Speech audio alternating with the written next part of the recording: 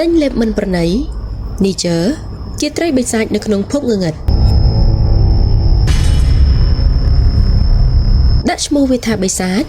ហាក់អាក្រក់ពេកចំពោះពួកវាទីដឹងប៉ុន្តែបើប្រិយមិត្តបានដឹងថាត្រីសមុទ្រទឹកជ្រៅមួយប្រភេទនេះ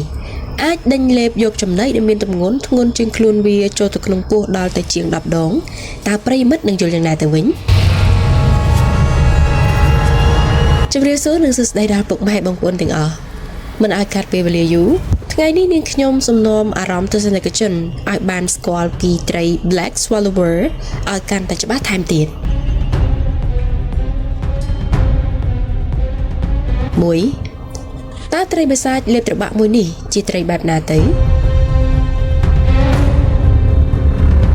Black Swallower ដែលមានឈ្មោះជាវិទ្យាសាស្ត្រថា Jasmodon niger គឺជាអម្បូរត្រីសមុទ្រទឹកជ្រៅដែលល្បីពីសមត្ថភាពលេបចំណីទាំងមូល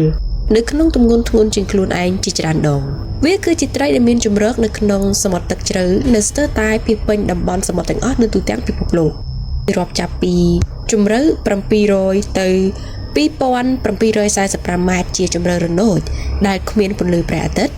សីតុណ្ហភាពត្រជាក់ខ្លាំងសម្ពាធទឹកខ្ពស់ខ្សត់អាហារហើយគេឃើញមានវត្តមានរបស់ពួកវាច្រើនបំផុតនៅតំបន់សមុទ្រអាត្លង់តិកខាងជើងប្រិយមិត្តដឹងទេពួកវាគឺជាអម្បូរត្រីខ្លួនតូចដែលមានប្រវែងខ្លួនត្រឹមតែចន្លោះពី15ទៅ20សង់ទីម៉ែត្រឬដល់25សង់ទីម៉ែត្រជាប្រវែងដែលវែងបំផុត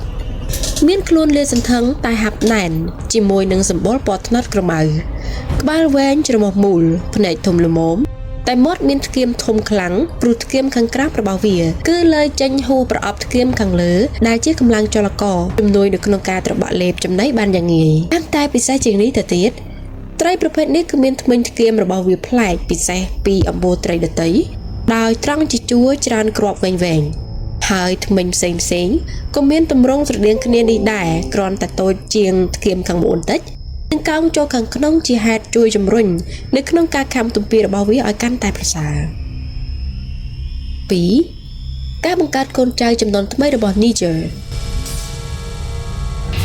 សុទ្ធបង្កកំណើតដំបូងគឺមានទំហំត្រឹមតែ 1.1 ទៅ 1.3 មីលីម៉ែត្រ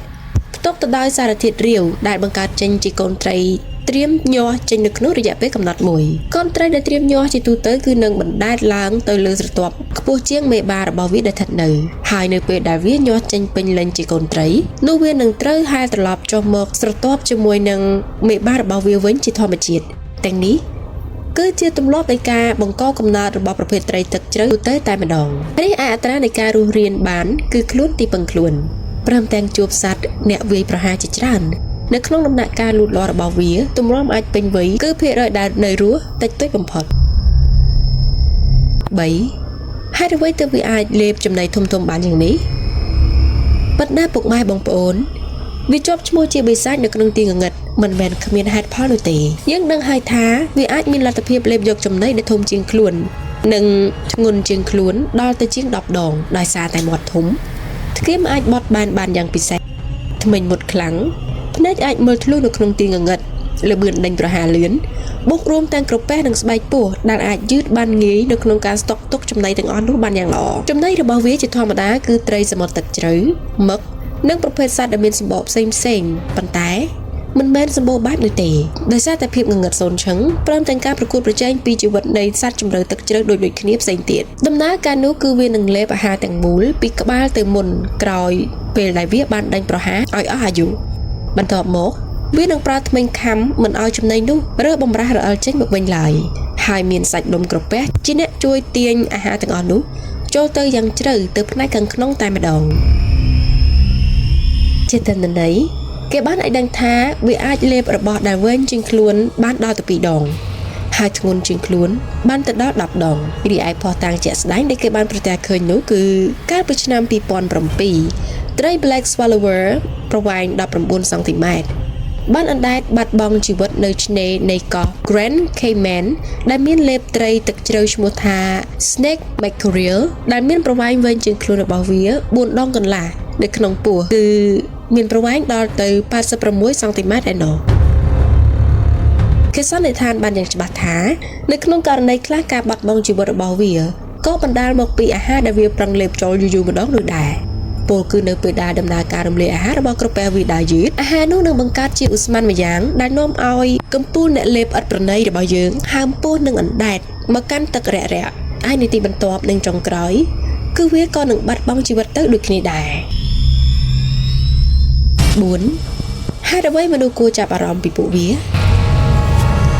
ត្បិតថាมันមានគ្រោះថ្នាក់ដល់មនុស្សដោយសារតែមនុស្សភាគច្រើនសឹងតែពុំធ្លាប់បានស្គាល់ពីពួកវាយ៉ាងណាក្តីព្រោះតែជំរឿទឹកដ៏សែនជ្រៅដែលវារស់នៅដែលហាក់មិនអាចបង្កហានិភ័យអ្វីបានដល់មនុស្សការដែលចេះសម្របខ្លួនរស់នៅក្នុងបរិស្ថានដ៏អាក្រក់ៗជុំវិញខ្លួនគឺជាអ្វីដែលមនុស្សគួរតែតស៊ូនិងយកគំរូតាមមានភ្នែកពូកែអាចរស់នៅក្នុងជម្រៅដ៏សែនជ្រៅនោះហើយវាក៏ជាសាច់ដែលមិនចាំបាច់ស៊ីរាល់ថ្ងៃនោះដែរអ្នកវិទ្យាសាស្ត្រដែលសិក្សាពីជីវិតរបស់ Niger ក៏អាចយល់ពីលំនាំនៃការរស់នៅរបស់សត្វមានជីវិតនៅក្នុងជម្រៅទឹកជ្រៅៗជាច្រើនផ្សេងទៀតទាំងការវិវត្តផ្សេងៗបូករួមទាំងជីវៈចម្រុះដ៏កម្របានឃើញទាំងអស់នោះតែម្ដង